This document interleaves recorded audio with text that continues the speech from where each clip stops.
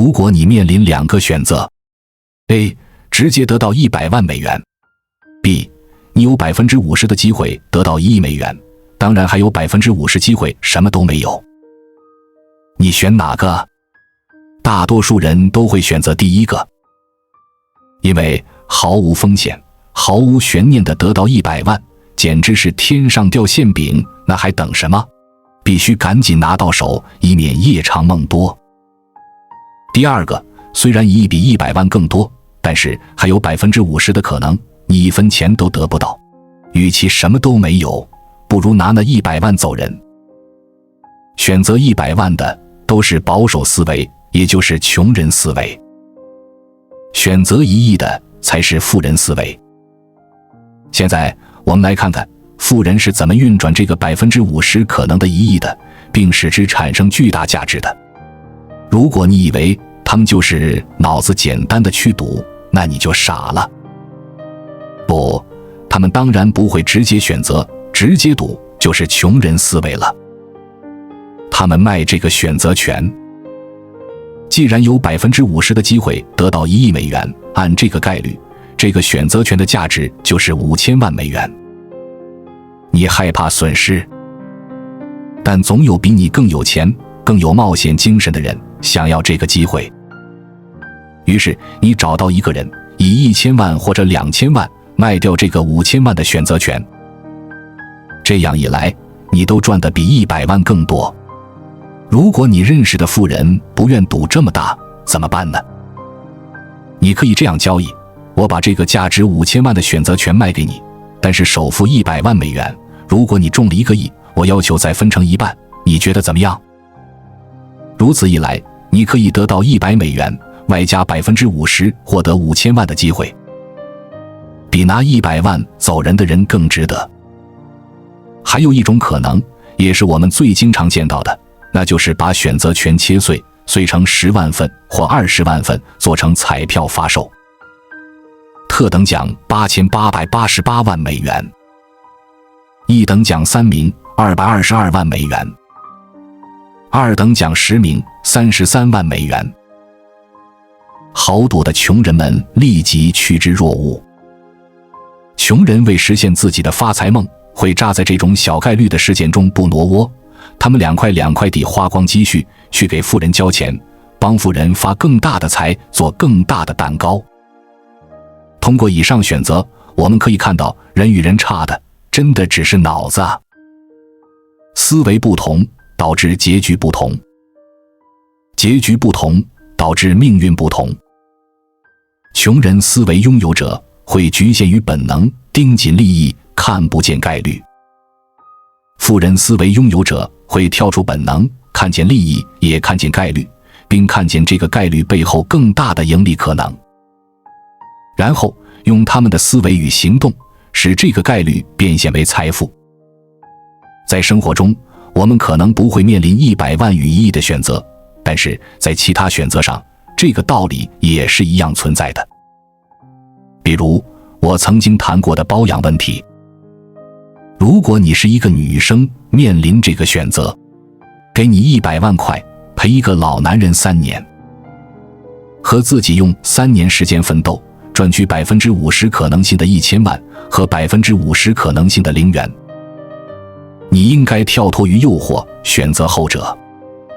因为3年100万只是对你身体的估值，但一个人有价值的地方还有很多。你除了卖身体，还可以卖时间，卖服务，还可以卖技能，卖人脉，卖信息，卖稀缺性，这些都有可能为你带来利润。把握住这些概率权，你就会赚得比100万更多。再比如，你是一个父亲或母亲，现在手头有10万元，你可以用来买一辆低端的代步车，也可以买一架钢琴，并送对钢琴很感兴趣的孩子去上钢琴学校。前者是确定的好处，后者却有风险。你可能收获一个在钢琴上有所造诣的孩子，也有可能收获一个半途而废的人。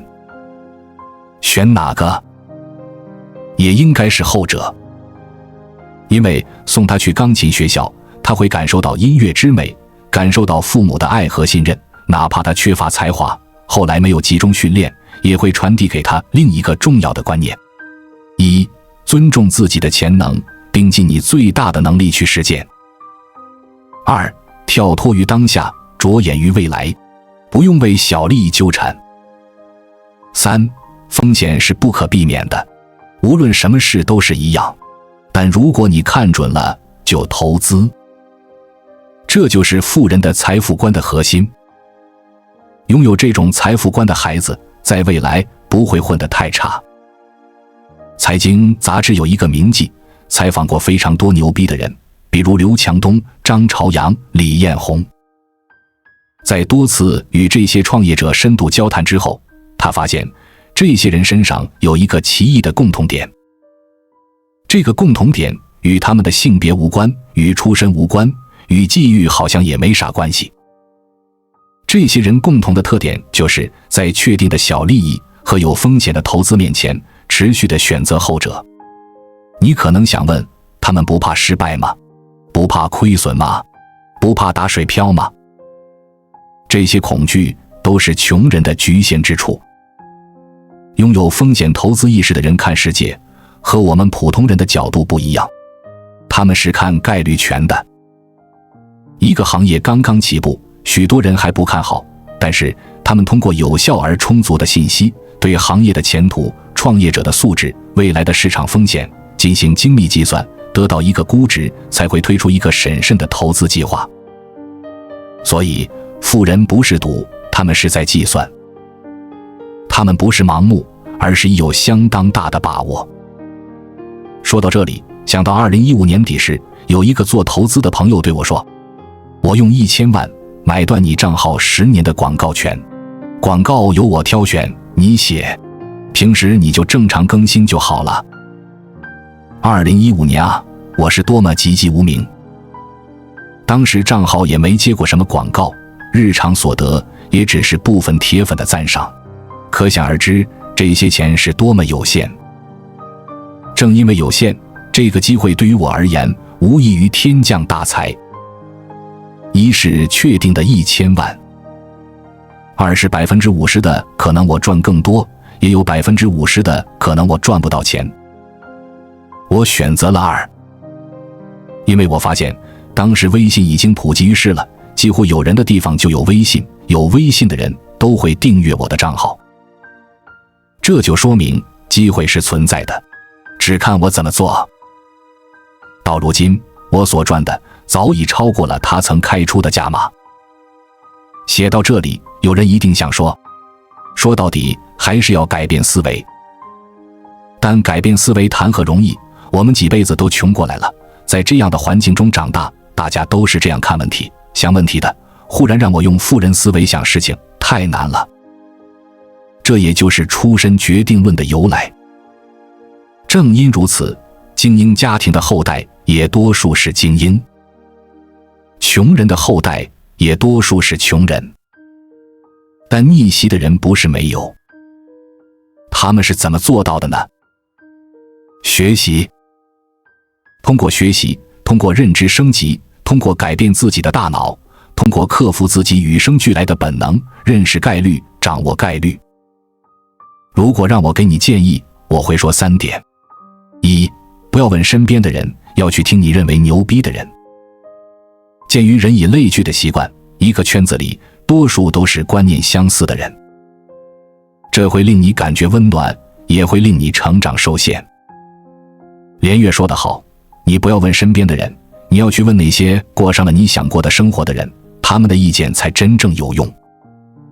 你身边那些人，他们的见识仅限于人要安分，一辈子也都在安分，所以也只会劝你安分。他们根本不知道生活还有另外一种可能。这一点是让你打破旧思维，接受新观念。二，与能给你正向激励的人相处。我们普通人最缺乏的，其实不是钱，而是有一个老爸随时随地告诉我，你很牛。没有这样的老爸呢，那就只有通过后天选择性的交友、恋爱、结婚，让自己与这样的人相处。2015年，我之所以没卖掉公号，除了自己的观察，还有一个重要的原因是我老公。他的缺点千万种，但也有一个特别好的地方，就是对我的能力和未来都无比信任。哪怕我告诉他，我总有一天会把月亮摘下来的，他也会深信不疑。在他的正面激励下，我对事业的恐惧是史上最低的，对自己的信心，对前途的激情则一直未曾熄灭。没有这一点，你会困于负面情绪，终日与人对抗而非合作，注意力都消耗了。想改变思维，省省吧。3. 思维的改变必得匹配相应的行动。再理性的思维也得用行动去验证。不验为零，验证了才有效果。哪怕有风险，也要去尝试，在试错中成长，完善认知，获得高回报。有了高回报，人就能看得更远。在下一个选择上会更从容，更清醒，也更能摆脱诱惑，跳过100万，直奔更大的可能。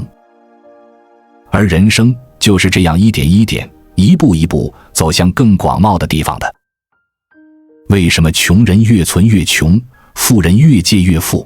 归根到底是因为穷人和富人截然不同的思维。穷人把钱看得太重，每天只知道存钱、省钱，不惜浪费自己的时间和生命去省钱，而富人用时间去追求财富，成功地避开了用时间换钱的陷阱。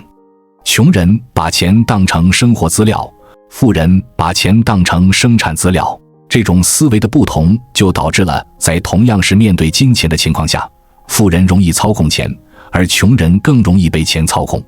于是穷人越穷，富人越富。花钱这事看起来谁都会，但未必人人都能花得明白。人类是一种心理动物，大脑成就了我们，而且金钱是大脑的构想。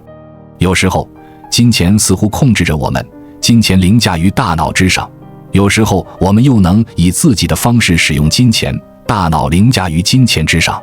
金钱影响我们的心态、情感和行为，而且这3个方面以有趣而又奇特的方式相互联系、相互融合、相互排斥。同样是面对金钱，有钱人容易操控钱，穷人更容易被钱操控。这里面暗含着一场金钱与心理的博弈战。为什么钱花得越多越不心疼？假设你正在海边度假，打算租一辆自行车沿海滩骑行，你边走边看，第一家租车行租一天收120元，接着你看到另一家租车行的广告，上面说一天只收80元。到第2家租车行还得走10分钟，但是价钱便宜，也许值得去看看。只要车看起来能骑就好，你就可以为节约下40元而庆幸。这40元足够第2天骑行，或是在悬崖上的咖啡馆喝一杯不错的咖啡。现在假设你回到了家，正在买一辆新车，在第1家店你看上一辆车，售价15万元，你想看一看价格是否公道，于是你走了10分钟来到了第2家店，同一款车，这一家店售价为15万040元，返回第1家店去买，节约40元值得吗？几乎可以肯定你不会返回去。这么一大笔交易，只差这么点钱，仿佛无关紧要。可是你能节约的钱，正好和租自行车节约下来的钱一样多。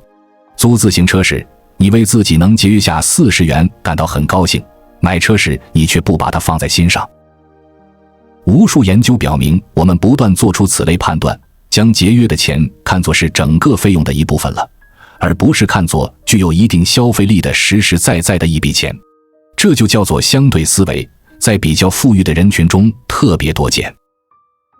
最近和丈夫搬家时，我强烈地感受到了这一点。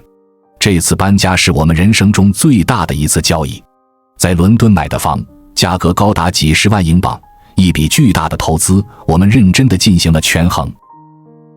然而我们的行为跟研究结果完全一致，购物花费的越多，人们越有可能忽视相关费用。房子本身花了这么大一笔钱，在搬家等其他事项上，我们应该尽可能节约每一分钱。然而我们没有核实这次交易律师的收费是否合理，而是直接找他上次买房时聘请的律师。同样，在雇搬家公司时，我们采纳了一位朋友的意见，虽然他们不是最便宜的，但真的很好，使我们的生活也轻松了不少。几百英镑通常我们会很在意，但在买房子时就觉得无足轻重。当然并非每个人会这么不在意。印度经济学家塞德希尔·穆莱纳森问去流动厨房吃饭的穷人买家用电器时是否愿意为了节约$50走45分钟。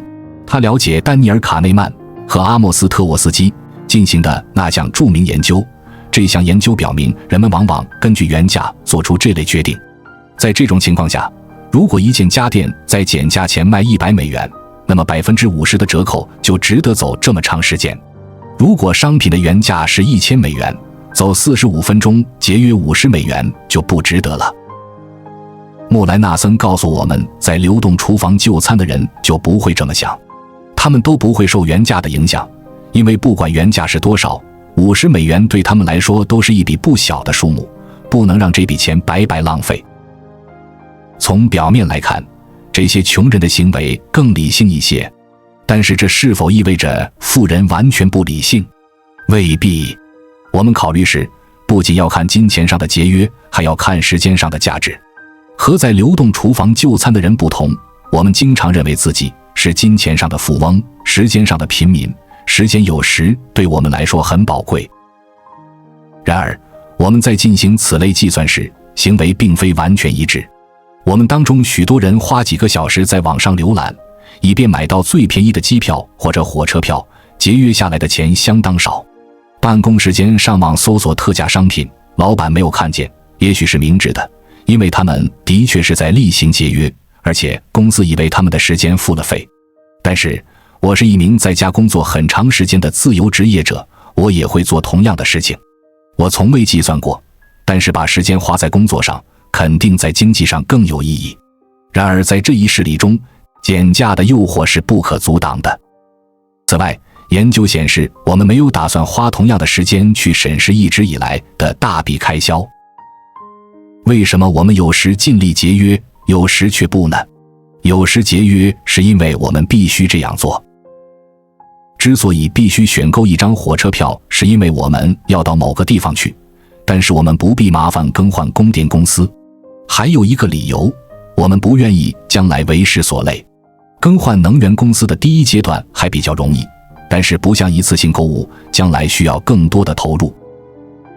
从这些例子中，我们应该清楚地看到，每一磅对我们每个人来说价值都是相同的。这一看法一直以来是维系我们货币交易体制的理念，但从心理学角度来看，这恰恰是完全错误的。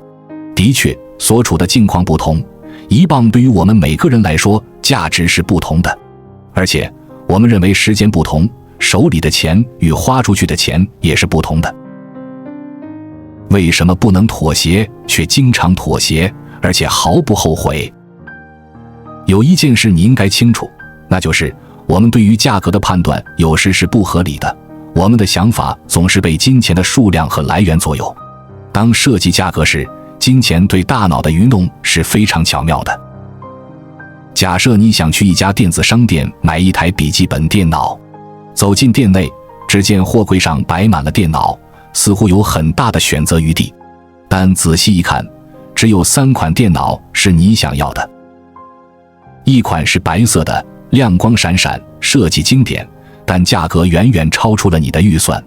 第2款价格约为前一台的一半，但是说明书上说存储量较小，处理器也不够快，而且老实说，似乎有点太廉价了。第3款还是有一点贵，但是相对于第2款来说，设计简洁明了，储存量大。你会选择哪一款呢？当然是第3款，这是合理的选择。这款电脑不是价最高的，也不是价最低的。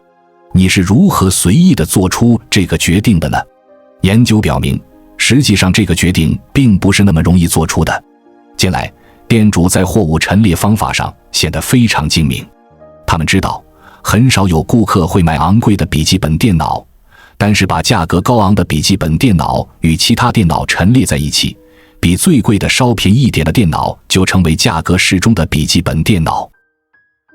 这一做法利用了折中效应，该效应对我们有很强的吸引力。不走极端，择中而行，似乎总是非常明智的。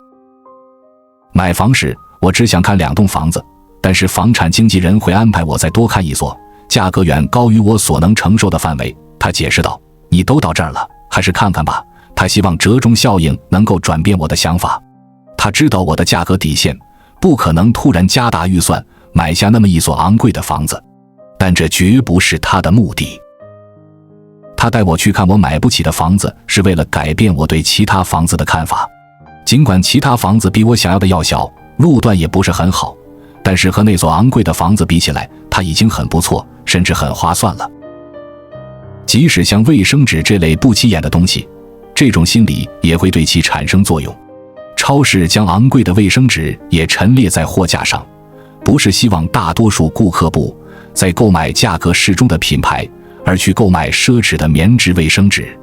不，他真正想要做的是为了保证消费者继续购买，或者转而购买价格适中的卫生纸，而不是去购买真正便宜的卫生纸。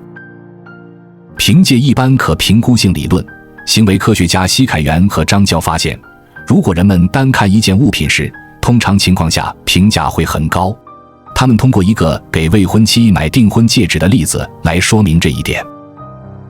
在珠宝店，未婚夫打算买一个钻石小、价格便宜的戒指，但是和那些较贵的钻戒相比，钻石显得很小。而他认为他的爱人肯定喜欢钻石大的戒指，但是如果他理性地买下负担得起的戒指，将其送给自己的未婚妻时，他可能会很高兴。他所看到的就是手上的钻戒，他不会因想到珠宝店那些昂贵的珠宝而感到难过，至少在他碰巧路过珠宝店的橱窗之前不会难过。无论何时你打算买东西，想想当你把它拿回家时，这个东西本身看起来怎么样？满足你需求的也许就是众多物品中那个最小最便宜的，但是那又如何呢？尽量忽略那些相似的产品，尤其是那些大的耀眼的产品。出门的时候，你并没有要买大的或者昂贵的东西的意图，走进商场的时候，你也不应该动摇。对金钱的担忧会使你智力下降。每年收获前的日子，对印度泰米尔纳德邦的甘蔗种植户来说，都是青黄不接的季节。每年的这个时候，他们只能借贷或典当物品来支付账单。2004年，又是在这种最艰难的时期，一组心理学家让500名蔗农做了一系列认知测试。几个月之后，在收获了甘蔗，拿到了钱后，心理学家让这些蔗农又做了一次测试。这些蔗农的日常饮食和生活方式在长达4个月的研究中基本不变，变的是他们对金钱的担忧。研究发现，对金钱的担忧会影响农民的认知能力。在收获之前没有钱时，他们的智商 IQ 分数比有了钱之后低9至10分，这就足够将他们的智商归到另一类，从智力超常到智力一般，或从智力一般到呆笨。这一研究表明，一些事情似乎显而易见，但实际上却非常重要。缺钱时，挣钱就成为当务之急。哈佛大学的心理学家塞德希尔·穆莱纳森是研究贫穷对认知的影响的主要学者，而且是蔗农实验的研究人员之一。他说，为金钱担忧的人大脑中很少有容量去关注其他事物。他的研究表明，容量的减少会导致智力的显著下降。众所周知，如果一个人被迫一整晚不睡，第二天很难正常思考。在穆莱纳森的研究中，缺钱对思维的影响和整晚不睡的影响有 80% 是相同的。另一项研究也显示，对金钱的担忧会使心智能力受到严重影响。这一测试是在美国新泽西州的一个购物中心进行的。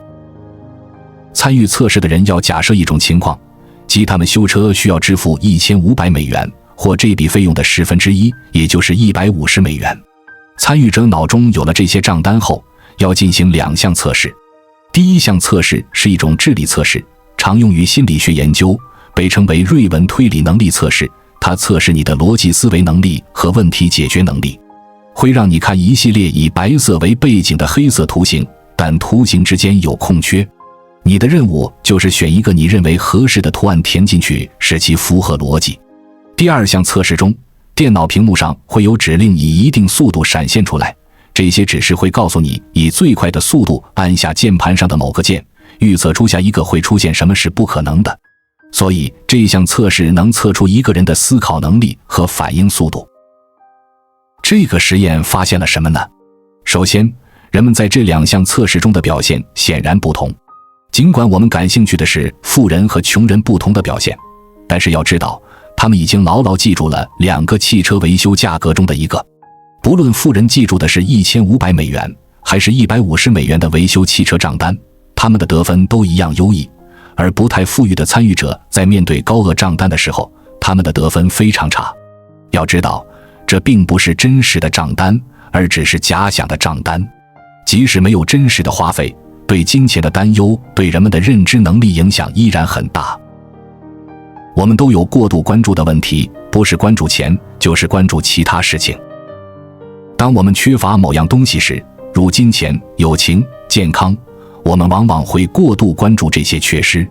例如，一个孤独的人可能会在社交媒体上特别关注他人的社交活动，一个尝试戒烟的人可能会在电影中格外注意到吸烟的场景，一个刚刚流产的女性可能会特别敏感于周围的怀孕消息。这些例子说明了一个重要的心理现象：我们的关注点往往会被我们缺少的东西所占据。特别是在金钱问题上，这种心理现象表现得尤为明显。缺乏金钱的人往往会对财务问题特别敏感，不断思考如何解决财务困境。然而，塞德希尔·穆莱纳森和普林斯顿大学的埃尔达·沙菲尔的研究表明，过度关注财务问题实际上会损害人们做出明智决策的能力，从而使他们难以摆脱财务困境。这种现象的根本原因在于，当我们的注意力被某个特定的焦虑或需求所占据时，我们的认知资源就会被消耗在对这些问题的持续关注上，而不是寻找解决问题的有效方法上。这就导致了一种恶性循环，越是关注我们所缺乏的，我们越是难以找到解决问题的方法。因此，要想打破这种模式，我们需要学会如何合理地分配我们的注意力，学会认识到并跳出这种过度关注的心理陷阱。通过转移焦点，开发新的兴趣和技能，以及建立支持性的社交网络，我们可以更有效地处理我们的问题，而不是让他们主宰我们的生活。这种心态的转变是富人思维的一部分，它不仅关系到财富的累积，还关系到我们对生活的整体态度和质量。今天我们探索了富人思维的深层含义，它不仅仅是关于金钱，而是一种关于机会、潜力和长期价值的深刻认知。通过勇敢地追求那些可能带来巨大回报的风险，我们学习如何将眼光投向更远的未来。这不仅是财富的积累，更是一种生活哲学。在面对生活的每一个选择时，我们应该看到其背后的更大可能性。这种思维方式不仅能够改变我们的财富状态，更能深刻影响我们的生活质量和未来。这是富人思维的真谛，看见并抓住机会，勇于追求更大的可能，让每一次选择都成为通向更加丰富生活的跳板。关注我，我是才知道，带你解锁更多金钱的真相。